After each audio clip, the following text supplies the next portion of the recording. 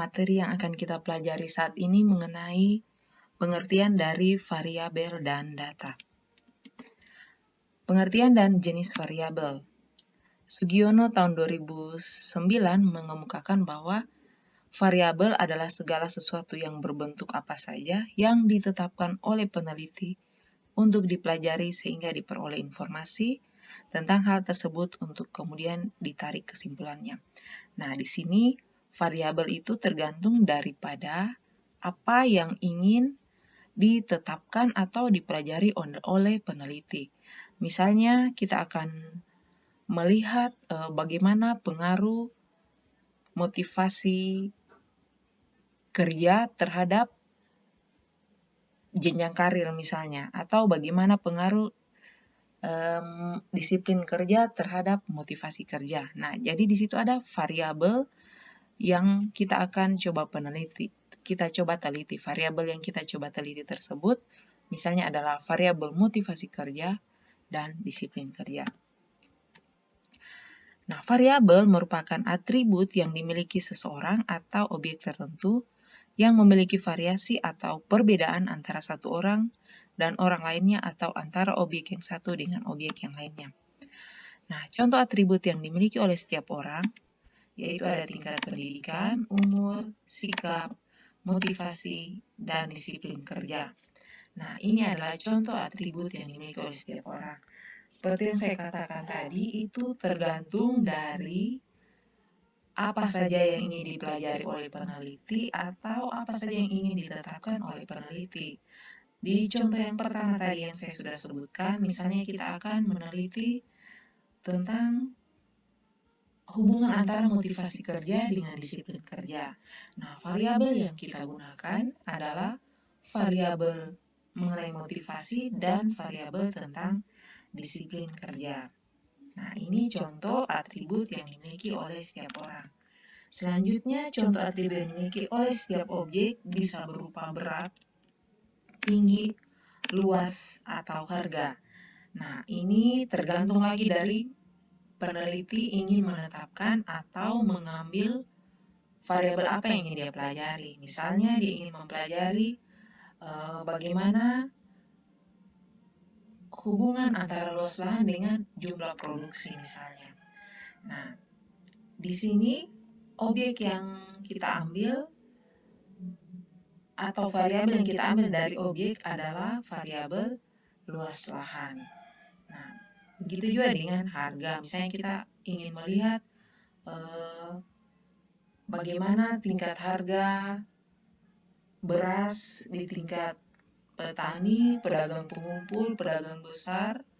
Nah, di situ pasti terdapat perbedaan harga antara tingkat dari saluran pemasarannya. Ya, misalnya kalau kita beli langsung beras dari petani, biasanya harganya masih harga yang di bawah dari harga yang ditawarkan oleh pedagang pengumpul. Contoh, misalnya beras.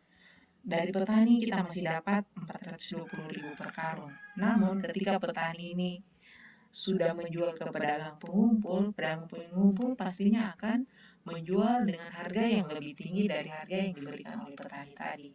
Misalnya diberikan petani 420, kemudian pedagang pengumpul membeli dengan harga 420.000 per karung, dan dia akan menjual dengan harga 450 bahkan sampai 500.000 per karung beras.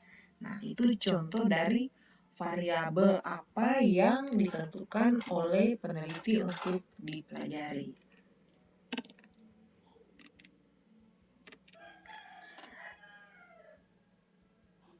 Menurut Sumantri dan Muhyiddin tahun 2006, variabel setidaknya terdiri dari 2 klasifikasi atau kategori yang berbeda atau memiliki sekurang-kurangnya hasil pengukuran atau perhitungan yang nilainya berbeda.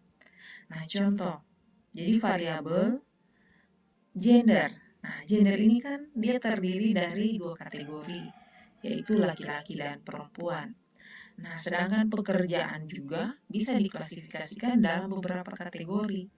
Nah, yang saya ambil contoh di sini misalnya kategori pekerjaan sebagai petani, pedagang, pegawai, atau pengusaha. Dan contoh yang ketiga, Misalnya variabel luas lahan. Luas lahan memberikan banyak kemungkinan nilai numerik atau angka dari hasil pengukuran. Misalnya luas lahan 0,5 hektar, 1 hektar, 1,5 hektar, 2 hektar, dan lain sebagainya. Nah, contoh yang keempat, jumlah anggota dalam keluarga. Nah, jumlah anggota dalam keluarga ini bisa memberikan kemungkinan lebih dari 2 hasil perhitungan yang berbeda. Misalnya, jumlah anggota dalam keluarga A, dia punya 3 orang, keluarga B 5 orang, keluarga C 6 orang, dan lain sebagainya. Nah, berdasarkan sifat variabel diklasifikasikan menjadi 2, yaitu ada variabel kualitatif dan kuantitatif. Mohon maaf, di sini adalah kuantitatif ya, bukan kualitatif. Nah, untuk variabel kualitatif, dia biasanya berbentuk kategori. Misalnya ada jenis pekerjaan, disiplin kerja, yang dikategorikan lagi menjadi baik, sedang, dan buruk. Atau jabatan dalam perusahaan, misalnya supervisor, manajer, dan kepala bagian. Nah, sedangkan untuk variabel kuantitatif itu sendiri, biasanya dia berbentuk angka atau numerik. Kalau ini biasanya berbentuk pernyataan. Contoh tadi kayak pekerjaan, ada petani, pedagang, atau pegawai. Nah, untuk variabel kuantitatif dibagi lagi menjadi 2 variabel. Ada yang dinamakan dengan variabel diskrit. Nah, untuk variabel diskrit biasanya besarannya tidak dapat menempati semua nilai. Pada umumnya merupakan bilangan bulat yang diperoleh dari hasil pencacahan atau penghitungan. Nah, di sini ada contoh. Untuk variabel diskrit, misalnya jumlah bank yang ada di Kota R pada tahun 2021 ialah sebanyak 35 bank. Jumlah petani yang menerima kredit usaha tani desa F pada tahun 2013 ialah sebanyak 128 orang. Nah, ini contoh daripada variabel diskrit. Jadi, pada umumnya nilainya merupakan angka bulat. Yang berikut adalah variabel kontinu, yaitu variabel yang besarannya dapat menempati semua nilai yang ada di antara 2 titik yang diperoleh dari hasil pengukuran. Pada variabel kontinu dapat dijumpai bukan saja nilai bilangan bulat, tetapi nilai-nilai dalam bentuk pecahan. Nah, artinya apa? Variabel kontinu ini nilainya bisa ada di antara 2 titik, misalnya di antara nilai 3 dan 4. Biasanya kan ada 3,1, 3,2, 3,3, 3,4, 5, 3,6, dan sebagainya. Nah, itulah variabel kontinu. Jadi dia tidak hanya bilangan bulat, namun bilangan pecahan ada di dalamnya. Nah, seperti contoh, variabel luas lahan yang diambil dalam contoh ini, luas lahan usaha tani milik Pak Andi ialah 3,7. Nah, 3,7 ini merupakan nilai yang berada di angka 3 dan 4. Nah, selanjutnya, produksi padi sawah dari lahan tersebut pada musim panen pertama di tahun 2018 ialah sebesar 6,31 ton. Nah, nilai ini merupakan nilai yang berada di angka 6 dan 7.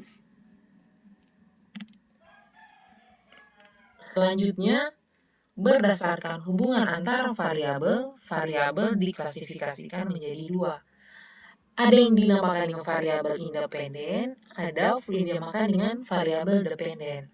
Nah, variabel independen itu atau variabel bebas, biasanya dia merupakan variabel yang mempengaruhi atau menjadi sebab perubahan atau timbulnya variabel dependen.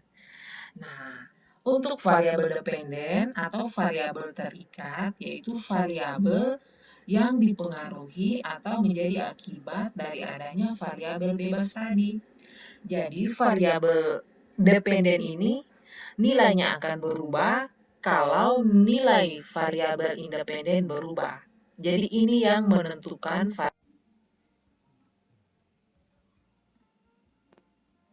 Nah, seperti contoh, Harga kedelai merupakan variabel bebas. Harga kedelai ini biasanya akan mempengaruhi jumlah permintaan atau jumlah yang dibeli oleh konsumen. Contoh, kalau harganya rendah, otomatis jumlah permintaan atau jumlah yang akan dibeli oleh konsumen itu dia akan bertambah. Nah, jadi ini akan dipengaruhi oleh jumlah harga. Sebaliknya, jika harga kedelai tinggi, otomatis permintaan juga akan berubah nilainya. Kalau harganya tinggi, biasanya permintaannya akan berkurang. Nah, sama halnya dengan barang-barang yang dijual, misalnya pakaian dan sebagainya, pakaian, sepatu dan sebagainya, kalau dijual di pusat perbelanjaan dengan harga diskon atau harga yang di bawah normal biasanya, yang dapat potongan-potongan harga, itu otomatis konsumen akan berlomba-lomba untuk membelinya. Akan, istilahnya dalam bahasa kita, akan diborong. Nah, itulah contoh hubungan antara variabel independen dan dependen. Ya, jadi sekali lagi diingat bahwa variabel independen atau itu adalah variabel bebas yang mengikat variabel dependen. Makanya disebut variabel terikat. Dia terikat dengan nilai daripada variabel independen. Oke, demikian penjelasan mengenai variabel. Kita lanjut pada penjelasan mengenai data. Terima kasih.